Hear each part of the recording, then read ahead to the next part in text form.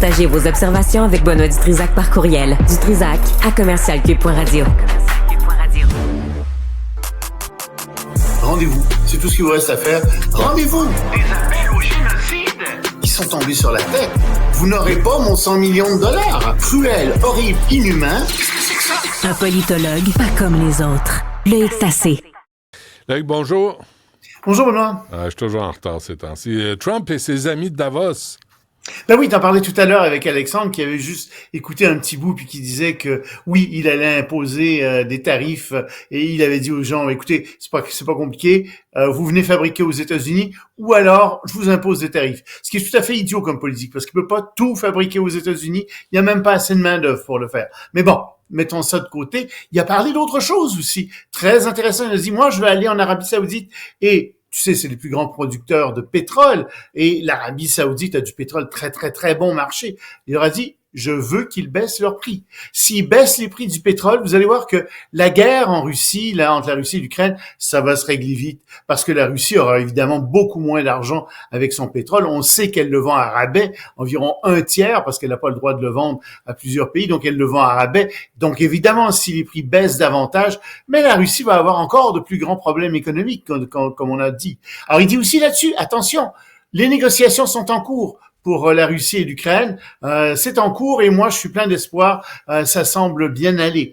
Autre chose qu'il a dit aussi, il a réitéré qu'il voulait que les pays de l'OTAN dépensent 5% par année de leur PIB dans l'armement. Ouais. Tu sais, le Canada est même pas à 2. Ça veut dire que c'est presque pour le Canada 3,5% que tu vas mettre ailleurs.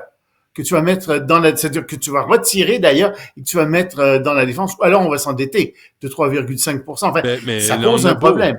On a beau parler de la défense, au Canada, il y a un problème de recrutement.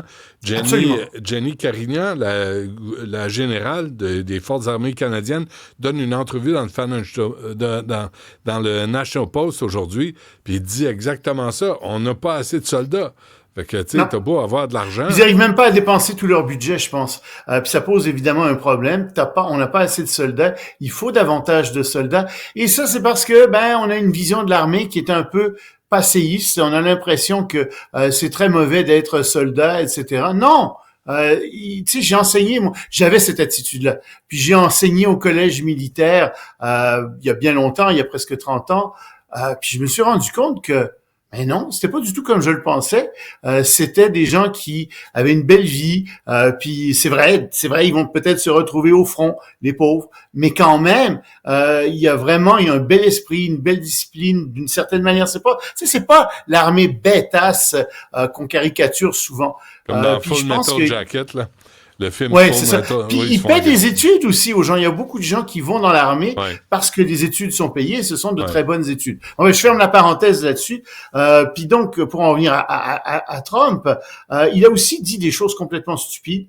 Entre autres, il a dit qu'il allait faire baisser les taux d'intérêt dans les banques. Or, il peut rien faire là-dessus. C'est pas lui qui décide de ça. C'est les gens qui sont à la Banque fédérale américaine. Et lui a pas grand-chose à dire là-dessus, mais il aimerait que les taux baissent, mais ça veut pas du tout dire qu'il va les faire baisser. Au contraire, toutes ces politiques risquent de faire augmenter les taux d'intérêt parce que ça va générer de l'inflation. Bon, alors Davos, le discours est terminé. Il est terminé, je pense bien. OK. Un autre exemple, le nouveau gouvernement de la Syrie qui annule un contrat, mais tu as vu l'épouse du leader de la Syrie? C'est incroyable. Non, j'ai pas vu son épouse. J'ai pas vu ça. Il y a 2 trous pour ses yeux, là. C'est terrible, hein? C'est un rideau. Non, mais est-ce que ça t'étonne? Moi, ça m'étonne pas du tout.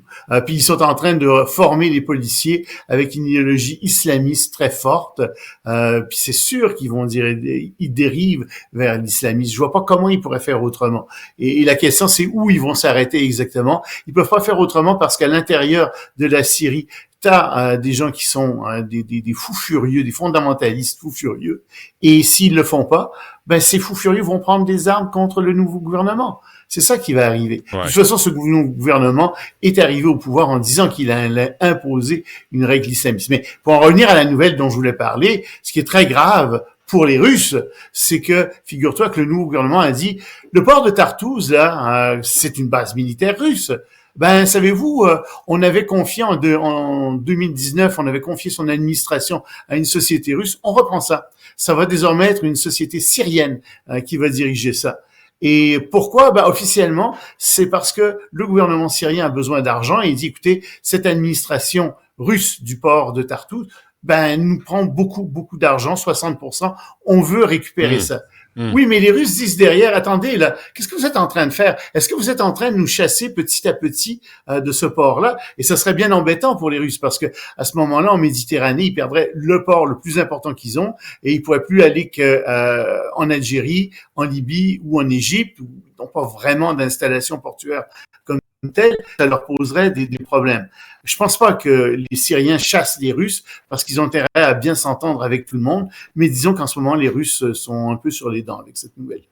Bon, t'avais une note aussi, je l'ai pas vue, Loïc, pour lutter contre le supposé État profond qui n'existe que dans les lubies des complotistes. Tu m'avais noté ça? Ben ça, c'était parce que, oui, c'est parce que figure-toi qu'il y a des politiques de dénonciation en ce moment aux États-Unis, de délation littéralement, que Trump est en train de mettre en place dans la fonction publique. Alors, Trump voudrait que les fonctionnaires se dénoncent les uns les autres si jamais ils n'appliquent pas les politiques de Trump. Mais attends, la fonction publique, là, aux États-Unis, comme toutes les fonctions publiques modernes, c'est une fonction publique apolitique. Ils font juste appliquer ce que les dirigeants leur demandent d'appliquer. Que certains se traînent les pieds dans certains dossiers, on veut bien. Ils sont pas très contents de ça. Ils travaillent peut-être moins fort que s'ils étaient pour ces politiques-là. D'accord. Mais en général, c'est apolitique. Ils font ce qu'on demande. Ceux qui freinent, c'est les sous-ministres. Mais les sous-ministres, ils sont choisis justement par les nouveaux élus. Donc, c'est tout à fait ridicule d'avoir une politique de délation comme celle-là à l'intérieur même de la fonction publique pour que supposément la fonction publique applique les politiques. Qu'est-ce qu'ils cherchent à faire là-dedans? Ben, ils cherchent à instaurer un climat de terreur et surtout à trouver des justifications pour remplacer des gens, des directeurs qui sont à des postes clés par des petits amis du parti. C'est ça qu'ils font en ce moment. C'est pas du tout. Alors c'est à dénoncer ce que Trump est en train de faire là. Et je pense qu'on voit bien qu'il est en train de prendre encore une fois la direction de ce qu'on appelle des démocraties illibérales et qu'il est en train d'essayer de corrompre la fonction publique. Je pense qu'il faut pas avoir peur de le dire parce que les petits amis, ils ont pas l'éthique des fonctionnaires qui font toute leur carrière là-dedans puis qui montent de manière apolitique. Non. Ils vont faire plaisir aux amis de Trump aussi. Des petits amis qui font plaisir aux petits amis. Qu'est-ce qu'il disait ça? Un ami, c'est un ami ou un chum, c'est un chum. Un chum, c'est un chum. À la commission Charbonneau. À la commission Charbonneau. Attache ta ceinture. Ça s'en vient aux États-Unis. On l'a. Ouais, c'est ça. On les a, les archives. Et on finit avec Elon Musk qui a triché. Ah, ça, c'est incroyable. C'est quoi, ça? Tu sais, Elon Musk, là, il essaie de dire qu'il est très intelligent, puis c'est un homme extraordinaire. Et entre autres, il essaie de se faire une réputation de joueur en ligne redoutable. Pour lui, il serait parmi les 20 meilleurs joueurs en ligne dans certains jeux, par exemple Devil's Cat, quelque chose. Tu dis, tant mieux pour lui. Ben oui, tant mieux. Mais non, c'est pas ça, il triche. Figure-toi qu'il vient d'être pris la main dans le sac alors qu'il était à la cérémonie d'investiture de Donald Trump. Il était, semble-t-il, en même temps ailleurs en train de jouer. Alors, à moins qu'il y ait le don d'être à plusieurs endroits à la fois, ce dont je doute fortement, ça veut dire qu'il avait payé quelqu'un pour jouer à sa place. Et donc, il paie des gens pour jouer à sa place, pour acheter un certain nombre de personnages, etc., dans tous ces jeux.